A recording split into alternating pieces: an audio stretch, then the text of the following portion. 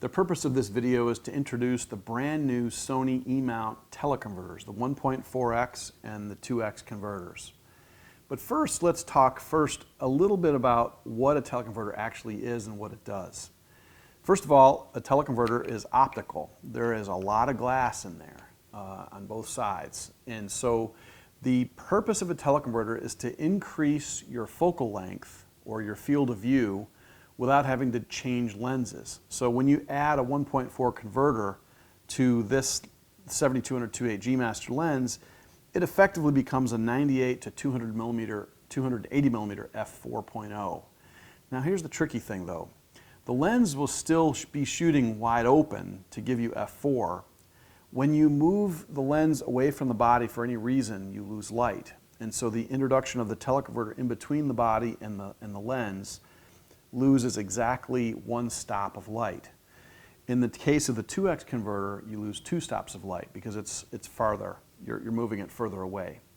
If you add the 1.4 teleconverter to the GMaster 7200-2.8, you're going to have an effective focal length of 147 to a 420 millimeter f4. As it is right now, if you just put this on the A7R II that we have here, you're going to have a 98 to 280 millimeter f4. But you really are still going to be having the same optical quality and properties of the 7200-2.8 even as you add the converters. So it's very important to understand that when you add a teleconverter, you don't change the ability for the lens to knock things out of focus in the background. You still have the optical, whatever you've got with the 7200-2.8, that's what you get, even with the converters attached. In photography, there are three ways to affect depth of field. And the first is subject camera distance, the distance from the subject to the camera. The second is the focal length of the lens, and the third and last one is the aperture of the lens opening. The reason why I bring all this up is that sometimes people want to add a teleconverter to get closer to the action. Let's say you're stuck in the stands at a baseball game and you want to reach out further. You would actually do better sometimes to move closer to the action, if it's possible, than adding the teleconverter, because the closer you get, the less depth of field there is, therefore the background doesn't fight so much with your subject. Because teleconverters are so lightweight and small as compared to the big optics they attach to, they can be a great savings of weight and of cost and of physical size. So instead of having to buy another optic, like a 100 to 300 millimeter f4 to get to 300 millimeter field of view, I can simply add this and get to 280 millimeter on a full frame A7 platform camera, which is very convenient. And for $550, that's a pretty good value to be able to use this kind of a good lens quality and then add this. Now, one of the things you might have picked up on is how tiny this is, how small this 1.4 converter is. And as a comparison, I have with me a Canon 1.43 version converter, and you can see the massive difference in size. It's not just size and weight and bulk, but it's also circumference. It's a much larger converter on the Canon side. Now why is that? Because they're both full frame. When you have the full frame camera and you don't have a mirror box, as in a DSLR, you can then push the sensor up way forward right behind the lens flange where the lens attaches. When you are able to do that, you can actually physically make the lens smaller in size, and the optical formula of the lens doesn't have to push light through an empty box to get all the way back to the focal plane. So if this was a DSLR, the camera would be about this deep, and the chip would be near the end of it. And so because with the Sony mirrorless system, you don't have a mirror box at all, because it's a mirrorless camera, you can then push the whole optic towards the focal plane or the chip itself much closer. And because of this, you're able to make a teleconverter much smaller because it is going to project light through the lens onto the sensor, but the sensor's right there, so it doesn't need to be as physically large, which is a great benefit to those of us that have to hump around in the field all the time doing field sports, or if you're doing nature photography or whatever. So there's a really great size advantage to mirrorless, not just in the camera size, but the lens design and the teleconverters as well. So far, Sony has said very little about these two teleconverters, the 1.4 and the 2X. What they've said is that these teleconverters are only designed for use with the 70-200 2.8 GMaster lens. Now, we don't really know yet if future additions to the GMaster line or G-series lenses that Sony makes are going to be able to use these same teleconverters yet. We'll just have to kind of wait and see on that. I'm hoping so, because we would sure want more lenses. But for right now, these can only be used on the GMaster 70-200 2.8.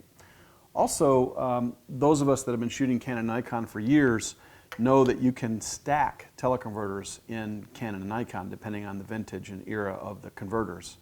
These are not stackable. The rear element is very, very close.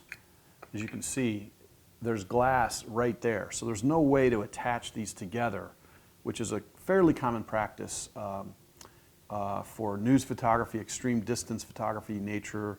A lot of people who are birders like to stack converters, and that's not possible with these. I think the greatest thing about this new converter is its lack of size and weight and bulk.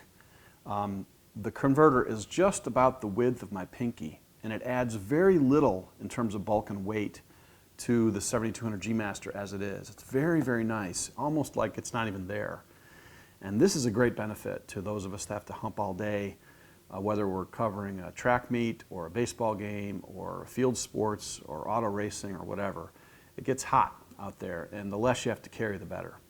So many of us that have been very committed to Sony E-mount, the Alpha cameras, are so excited about the addition of a fast 70-200 2.8.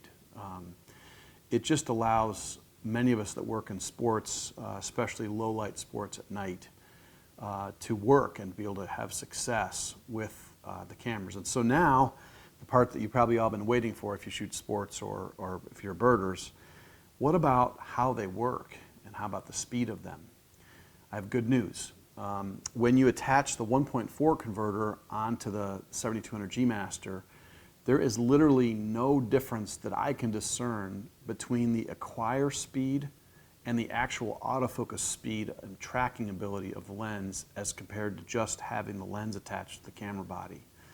This is such great news because you just don't know what you're going to get when a new product comes out. And I literally can't see a difference in speed at all. It appears to be the same speed, which kind of makes sense because they designed these teleconverters specifically to use with this optic. So it kind of makes sense. Now, there's a little bit of a, it's always harder because you're losing 2 stops of light when you add the 2x converter.